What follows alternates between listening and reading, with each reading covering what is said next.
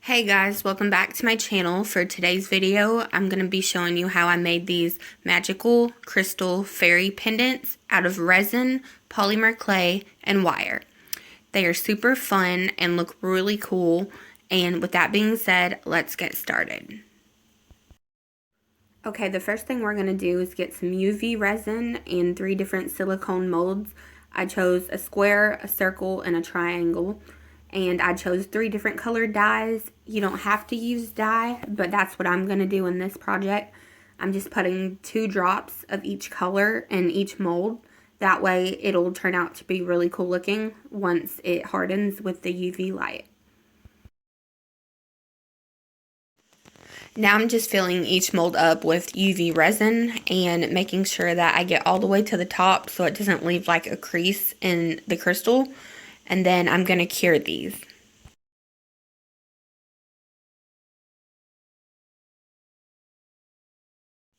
Once you had filled them all the way up, we're going to stick them under the UV light and we're going to cure these 2 to 3 times until they're completely dry. Wow, look how cool these turned out. This is my first time making actual crystals with these molds because I saved it until I did a new project and they turned out really cool. Now I just went and chose 3 different colored clays for this project. Pretty much this is an easy part. I just took the clay and I rolled it out with my roller, and then I'm just going to wrap it around one end of the crystal and kind of form like a circle around it, making sure that the entire end of a crystal is covered. If you think you have too much clay like I did on this one, you can cut it off and just kind of reform the circle on one end. It's not a big deal. You can make it as short as long as you want it to be. Here I'm just using my roller to just kind of even it out. It makes it to where it gets rid of the finger marks on your clay, so that always works for me. For some reason, this green clay that I have is really sticky and it was sticking to my roller. I'm not sure what's going on here, but I made it work somehow. I pretty much did the same thing as I did to the blue one on the green one. Cut off any extra if you think there's too much and just form a circle on one end of the crystal. All done on the green one, now to work on the white one. So we're going to do the exact same thing as we did to the other 2 and form a circle on one end of the crystal.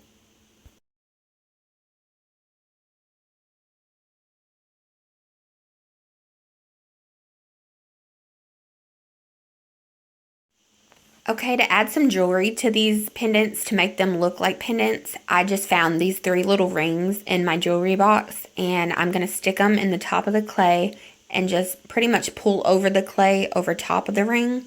That way it'll hide the bottom part of the ring and the top part will stick out.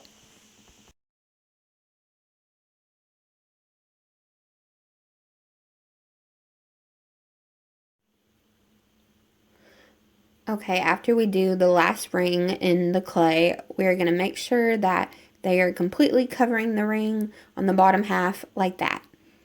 Now we are going to just pull down the clay that we formed into a circle down the crystal and just shape it out into the way you want it to look. That way whenever you go to add details and different pieces of clay and jewelry, it'll look really cool and you'll be able to stick it to something.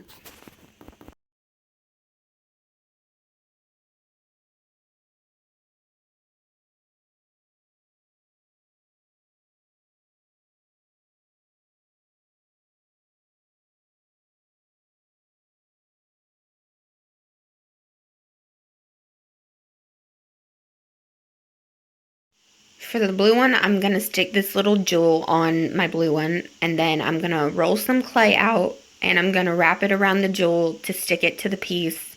That way it doesn't fall off when I bake it.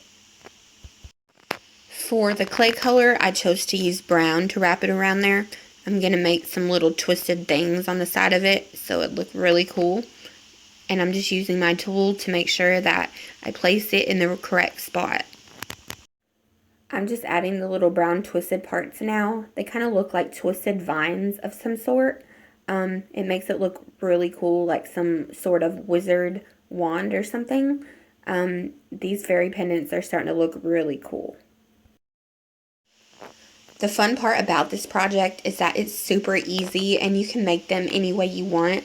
You can add jewels or you can add different jewelry pieces to this.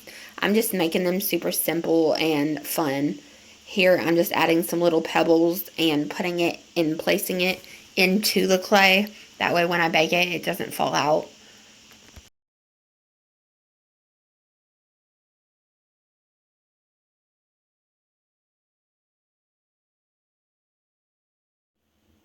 Alright, and then make sure I put them on each side so it doesn't look uneven or anything.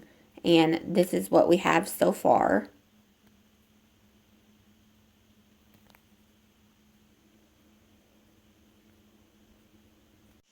Next, I'm working on the white one. I just put a little moon piece on there, and this jewel's really cool. I'm just wrapping some black clay around the moon to keep it in place.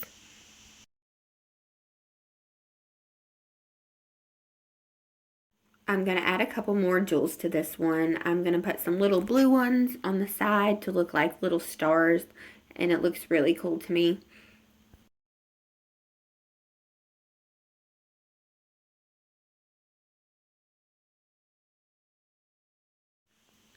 I'm just making sure everything's even, using my tool to make sure that I can make it completely even on the bottom.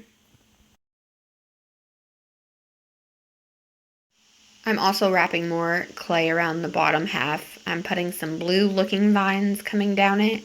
That way it has some kind of design to see what it turns out like. Just roll out some clay and make some vines and place them on there anywhere you want. Double check everything to make sure it's how you want it to look and make sure all the pieces are secured down with clay. That way they don't fall off when you bake it. Here's what we have so far on this one. Now I'm working on the green one, adding a red jewel to the middle. And then I'm going to add some yellow clay to keep it secure and from falling off when you bake it.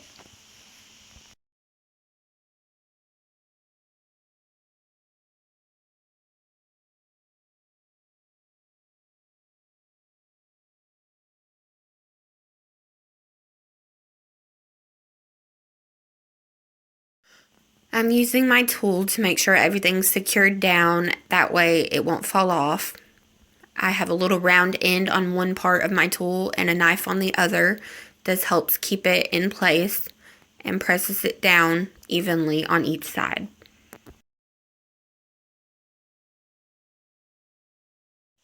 I'm going to make some little yellow vines on this one curling around the crystal because I think that's awesome looking.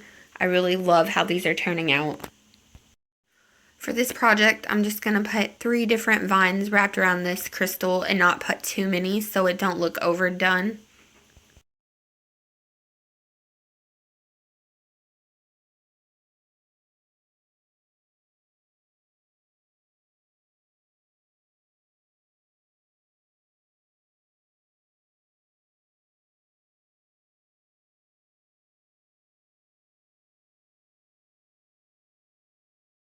Here I'm just adjusting the vines on the crystal, and now I'm going to add some tiny little crystal sequins on the side of it.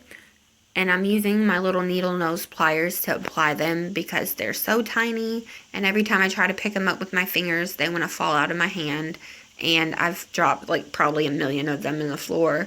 But this is the best course of action, so if you have needle nose pliers or rounded pliers, they definitely come in handy at this point.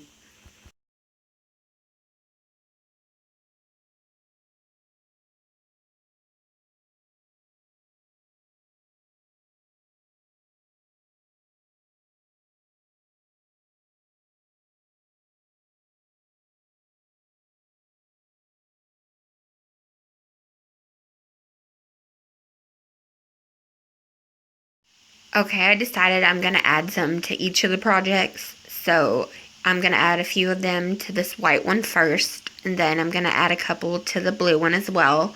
Make them more shiny and more fairy-like with all the sparkly stuff on them.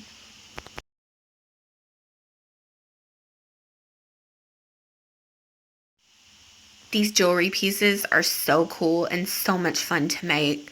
If I would have known back in the day how much fun it is to use clay like this, I would have probably made so many by now.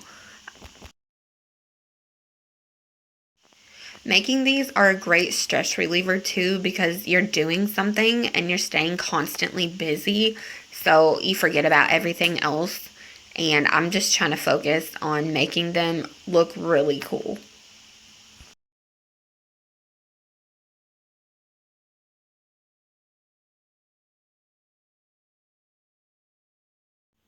So far, they are looking extremely amazing, and look how shiny they are. I'm loving it.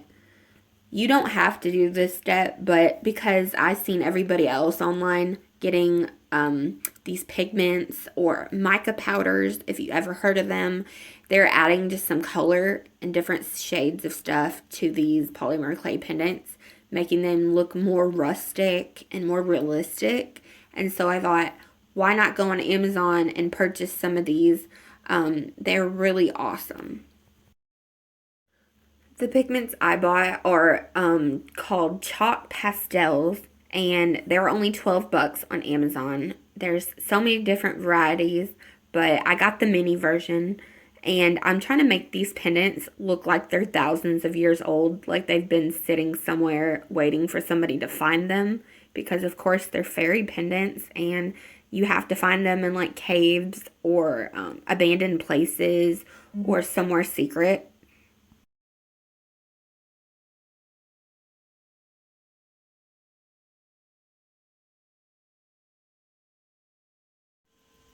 I'm just putting a little bit of chalk pastels on these. I don't want to put too much because I don't want them to look overdone or like too cool, if you know what I mean. They just have to look just right.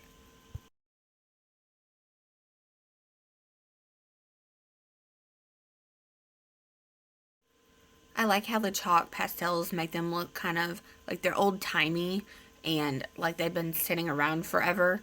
That's my favorite part. Plus, they're super pigmented and you can use them in like makeup tutorials or if you want to make some colored paint or pretty much anything you can think of, you can use these. Just scrape a little bit off with like a knife or a cutting tool and they work just fine.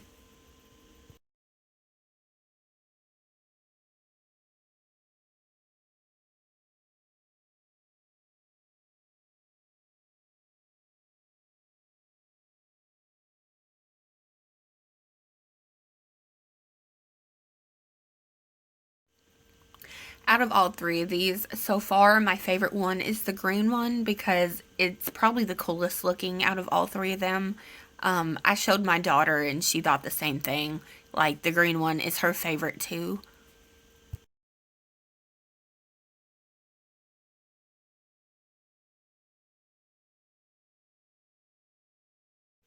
This one definitely looks like it's been around for ages. I'm really loving the pastels.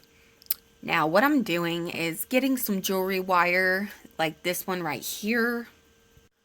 I'm using the 12 gauge jewelry wire and I have a pair of rounded nose pliers and I'm pretty much just bending it and trying to make a really cool looking twirly thing because it's going to go around the pendants once I bake them. But before we do that, we are going to place them in the toaster oven and we are going to bake these first.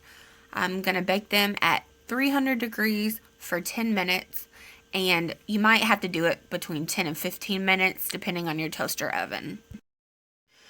Now we're going to take our jewelry wire and we're going to figure out which way we want to twist these and add them to our pendant. And what I did is just place it around the top of it and kind of bend the wire around it. Then I'm going to take the rest of the wire and bend it around the rest of the pendant, kind of like this. You'll get the hang of it and you'll start to figure out which way you want to twist your wire because you can twist it pretty much any way you want.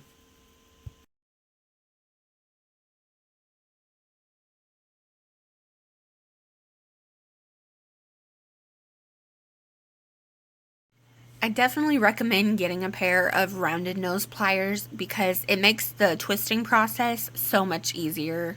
Wire's kind of hard on the fingers and look at that. Looks pretty cool to me. And that one's done. Now we are working on the green one. I just keep twisting it until I find some cool design to where the wire won't fall off of the pendant, and get it on there just like this. Just keep twisting and twisting and use the pliers as needed, making cool little twirly things if you want.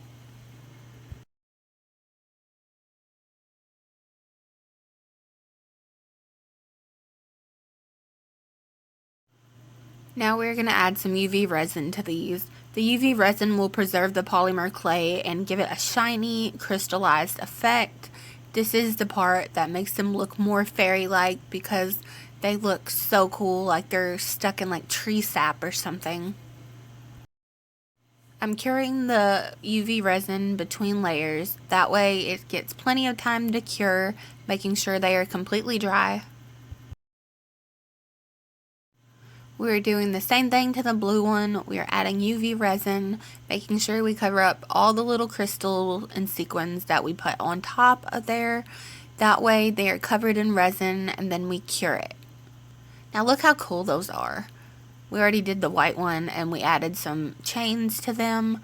I bought necklace chains on Amazon. They're like $10 for a pack of like 100, and it wasn't bad at all. They turned out really cool. Let me know what you think of these, and if you enjoy my content, subscribe to my channel. See y'all soon.